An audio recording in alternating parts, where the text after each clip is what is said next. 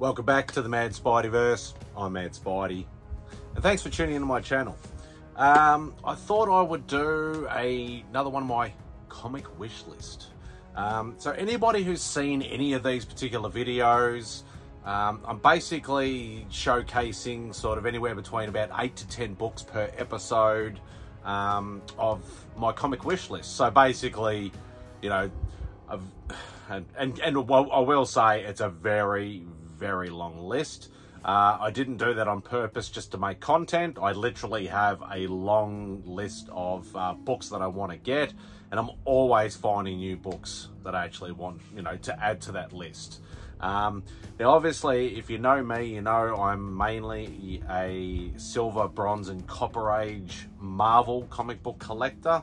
So obviously that spans, you know, not only Spider-Man obviously, but you know, all the other sort of keys and storylines, and you know, even certain runs and things like that I actually want to, you know, complete and have in my personal collection.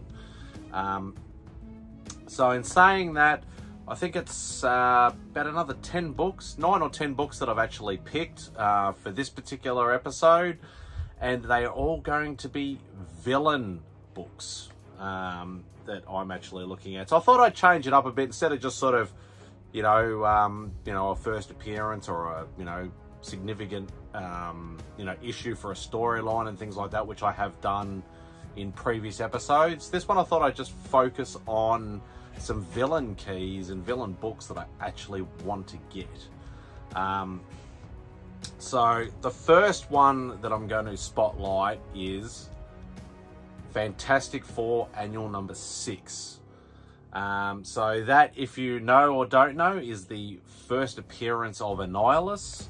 Annihilus is one of those sort of like villains that I've always found intriguing. He's just a cool design, very creepy looking, you know, sort of otherworldly villain. And yeah, it's always a book I've always wanted. Now, as far as I know, it's not a ridiculously expensive book, but I've never actually seen it over here. Like obviously, you know, if I saw it and I had the money, I'd buy it straight away, and then therefore it'd be crossed off the list. But I've never seen it here, surprisingly enough. So that's one of the main reasons why I want to get this book. One, because I think it's just an absolutely cool looking villain. Obviously a key issue, and yeah, rarity over here, as per normal, is very high for this particular book. So quite an achievable book if the right circumstances, you know, pop up, obviously. Second book, unfortunately, I should have bought this book quite a while ago. It's always been a pricey book, but obviously with all the recent exposure to this particular villain and the upcoming release of a certain movie, Avengers number 8. The first appearance of Kang. So that's now classified as pretty much a big boy book now, because like, as I said, I had a couple opportunities in the past. I think one from the States. I missed out on an auction on eBay, and another one was actually here. I was about $100 or so short. I just couldn't get it at the time. So I bought some other books instead. And now that book, obviously, because of, you know, he's going to be the new big bad, as far as we know. Like, obviously, he's in the new Ant-Man movie, but he is going to be the new big bad, as far as we know, going on. Like what Thanos did over the, you know, basically the whole sort of, you know, phase 1 to 4, or whichever it was. So, yeah, Avengers number 8, definitely on the list, but it's going to take me quite a while to get that book, because it's, yeah, big dollar book now. So, the next one is probably another big dollar book. Now, obviously, when I say big dollar book, to me, a lot of books are big dollar books, whether it's, you know, a $200 or $300 book, or a $2,000 or $3,000 or a $10,000 book. You know, they're still, you know, I'm on a budget, so getting some of these books is unrealistic, but sometimes luck just falls in your lap. But this one's another big one, where it's X-Men number 12. Now, X-Men number 12, is the first appearance of Juggernaut. I've always had real good fascination with certain X-Men villains, especially. Juggernaut's always been one of those sort of ones. It's not another one of those sort of not so cheap books, unfortunately. Obviously, me being a low grade collector, I have a little more of a chance to be able to afford it. But also it's situational as well, trying to get a hold of that sort of book. So, but yeah, Juggernaut's always been one of my favorite X-Men villains. So yeah, definitely a book I've always wanted, and hopefully one day I can get it. So yeah, X-Men number 12, first appearance of Juggernaut, definitely on the list. So the next one is sort of an odd sort of book.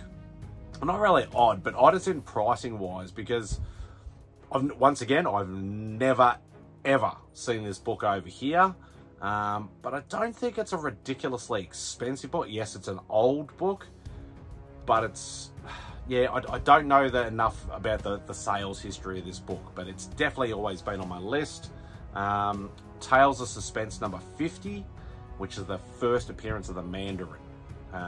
So obviously the Mandarin over the years has been one of Iron Man's, one of his, main rogues galleries. Such a, yeah, an intriguing character as well, that obviously they didn't do it justice with in the movies. I was super excited to see him in the movies, and it ended up just being a farce, and I'm just like, nah, that's just, yeah. But I'm hoping that actually made the book go down in price. But as I said, I've never actually seen that book over here. It's not a book you see come up for sale very often, but yeah, it's definitely a book I've always wanted. So Tales of Suspense number 50, first appearance of the Mandarin, definitely on the list.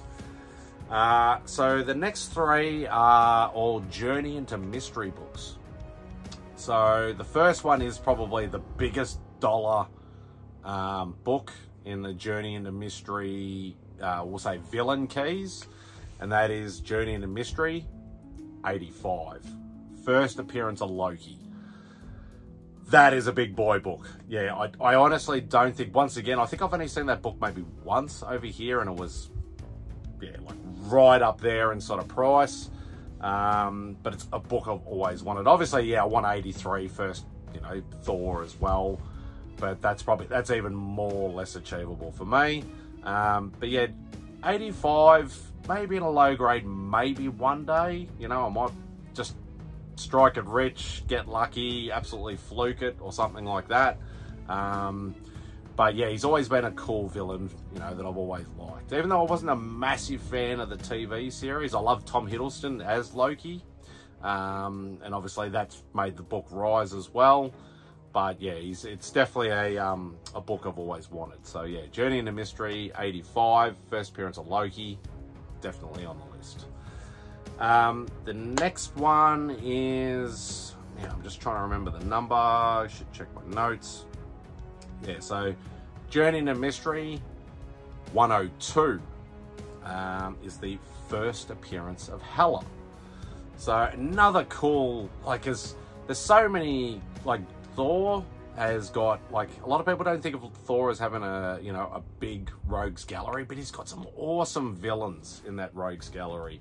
Hela's definitely one of those sort of ones. It's always, just a cool looking, character, just the design, the concept, the character, obviously, itself, herself.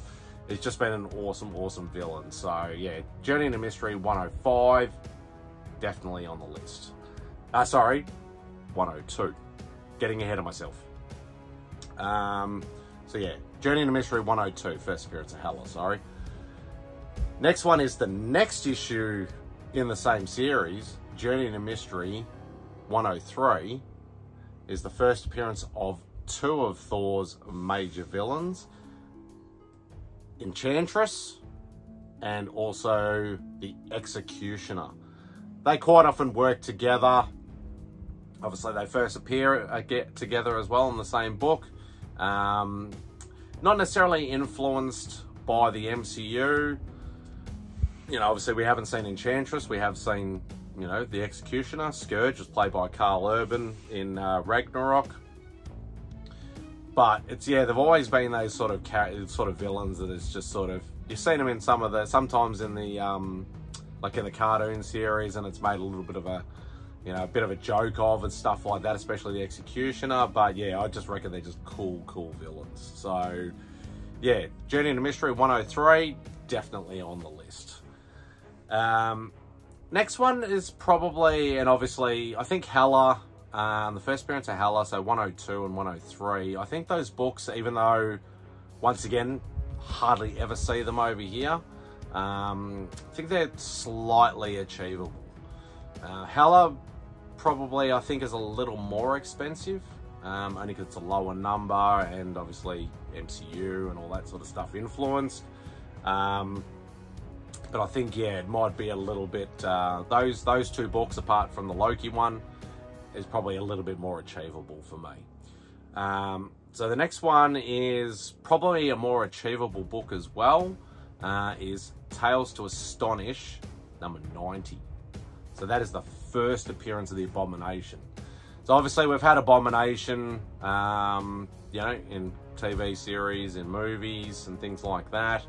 But it's still not a book that commands massive dollars. Obviously in a really high grade, in a slab, it would. But in a low grade, I have seen it. That's been achievable for me.